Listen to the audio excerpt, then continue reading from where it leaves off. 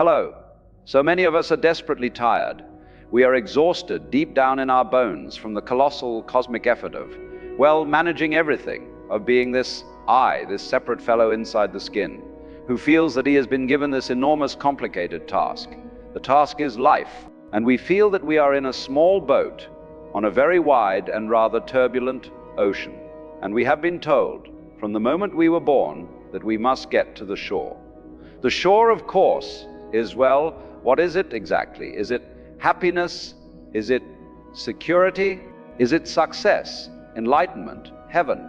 Nobody is ever quite clear on what the shore is, but we all agree on one thing. It is over there. It is most certainly not here. And so, we are handed a pair of oars, and the instructions are very simple. Row, and we do. We row with all our might. We clench our jaw. We strain our muscles. We fix our eyes on that hazy imaginary line on the horizon. We tell ourselves, if I just put in the work, if I just row hard enough, if I just manage my life correctly, I will get there.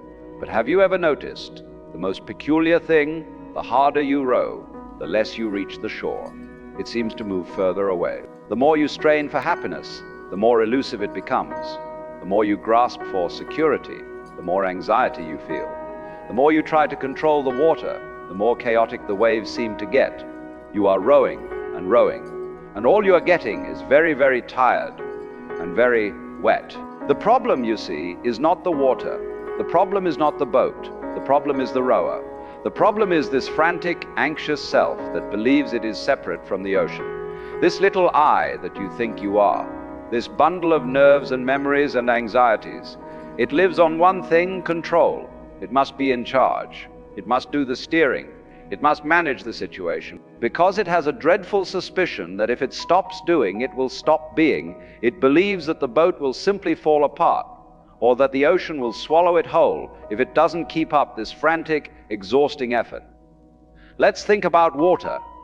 If you are thrown into the water and you do not know how to swim, what is the first thing you do? You struggle. You fight it. You thrash.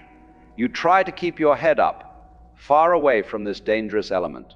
And in that very struggle, in that resistance, you tense up, you become heavy, you exhaust yourself, you fill your lungs, and you sink. But the person who knows the water, what do? They relax, they lie back, they allow the water to hold them. They discover the marvelous secret that the water is, in fact, incredibly buoyant. They trust it, they don't fight the current, they use it, they become one with the medium. This is what we have forgotten how to do. We are terrified of the ocean of life. We believe it is fundamentally hostile. We believe it is something to be conquered. And so we sit rigidly in our little boat, the boat of our ego, the boat of me, and we clutch our oars, terrified of what will happen if we let them go. This is the very essence of anxiety. Anxiety is the sensation of the I rowing frantically. I must make this happen. I must prevent that disaster. I must secure my future. But you cannot secure the future. The future is an abstraction. It is a concept. It doesn't exist. You are trying to row your boat into a thought. And the harder you row toward this imaginary shore of security, the more you agitate the water right now. The tension in your shoulders is the anxiety. The frantic searching of your eyes is the dissatisfaction.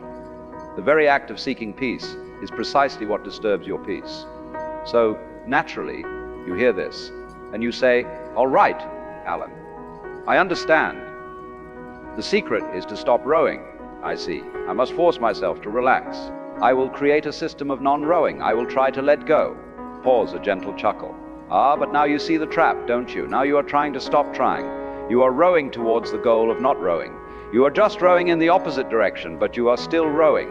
You are still the same tense, controlling I, just wearing a different hat. Now you are disguised as a spiritual person. I must surrender. I must be in the moment. I must let go. How you must. This is the most subtle and the most powerful form of rowing there is. This is the ego, in its most brilliant disguise, pretending to be humble. This is the I, who wants to get the credit for letting go. So what do? We are stuck, aren't we? If rowing doesn't work, and not rowing doesn't work, if trying fails, and trying not to try also fails, what is left? What is left is seeing. What is left is to simply notice with absolute clarity the absurdity of the situation, to become aware of this frantic little fellow in your head, the one who must, the one who strains, the one who is convinced that he is the sole proprietor of this entire enterprise. You see, we don't need another system. We don't need a new way of rowing. We need to become fascinated, utterly fascinated, with the rower himself. Watch him, watch this tension. Feel it in your body. Don't judge it. Don't say, "Oh, I must stop being tense." That is just the rower trying to get rid of his tension so he can row better. No, just feel it. Feel the way you clench your jaw when you're anxious. Feel the little vibration in your stomach when you are trying to impress someone. Feel the frantic, buzzing energy of "I must get this right." Who is this I? Who is this me that is so separate from the experience that it feels it must manage it? You are not doing your breathing. It is happening. You are not doing your circulation.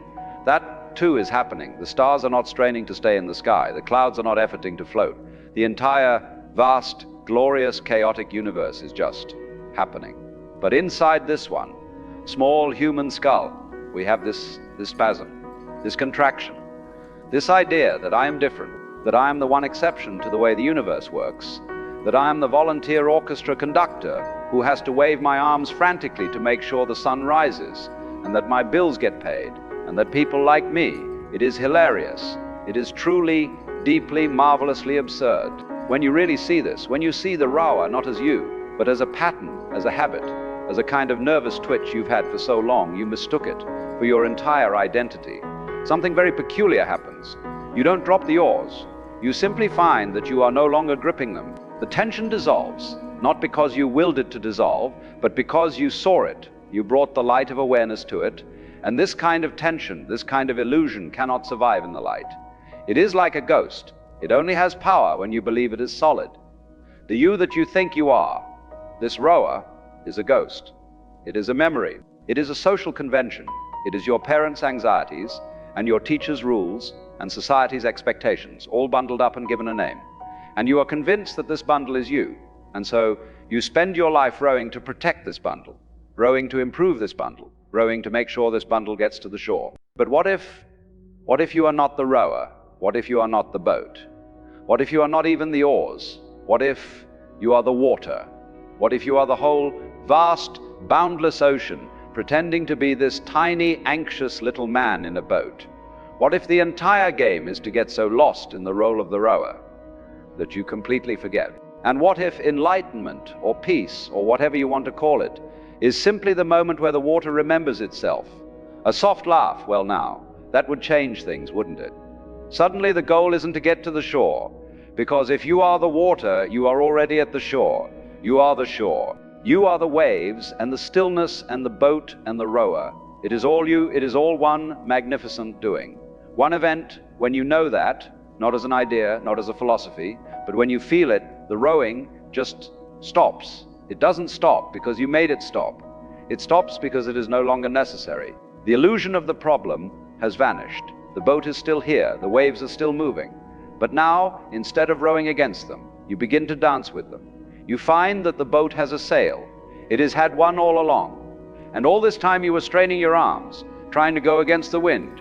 You could have simply raised the sail. And what is the sail? The sail is trust. It is intelligence. It is the vast, non-anxious wisdom that grows your hair and beats your heart. It is the recognition that you are not in the universe. You are the universe. You are a wave of that ocean. And a wave doesn't need to try to be watery. It just is. But we are so afraid of this. We are terrified of letting go of the oars because we have been told that we are the doer. We think, my God, if I let go, who will steer? What will happen to my career? What will happen to my relationships? What will happen to my me? This is the great fear. This is the last stronghold of the rower. If I am not in control, I will be annihilated. And to this, the universe has only one thing to say. It says, yes, yes, annihilation. What a terrifying word. It is the end, isn't it? It is the blackness. It is the void. It is the one thing the rower has spent his entire life rowing away from. But what is it that is annihilated? Only the ghost, only the tension, only the frantic, absurd idea that you were ever separate from the rest of it. The death of the rower is not your death. It is the death of a misconception. It is the end of the effort. It is the profound, profound relief of putting down an impossibly heavy burden, a burden you never realized you were carrying, because you were told it was you. When the rower dissolves, when you let that yes happen, you are not plunged into darkness. You are plunged into everything. You discover that what you are, what you truly are, is not the anxious little fellow in the boat. You are the water. You are the wind. You are the light on the waves. You are the distant stars and the wood of the boat and the sound of the oarlocks creaking, even when they are not in use. You discover that the shore, that place you were rowing so frantically towards, it was never over there. The shore is here. The shore is this. The shore is this. The shore is the isness of this present moment in all its glory, in all its terror, in all its beauty, in all its chaos. You were rowing so hard, with your eyes fixed on the horizon, that you never once looked down and realized you were already home. You have been at the shore, on the shore as the shore.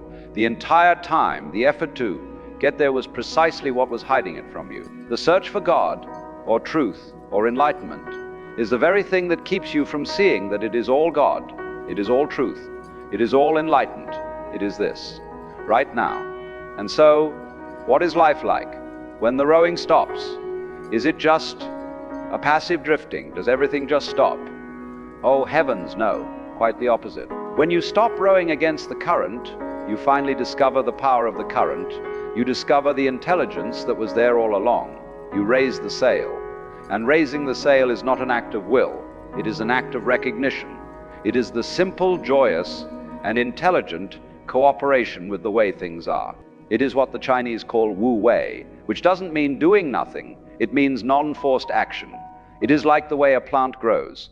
A plant doesn't strain to grow. It doesn't try to reach the sun. It just grows. It unfolds according to the intelligence of the universe, of which it is a perfect expression. You are also a perfect expression of that intelligence.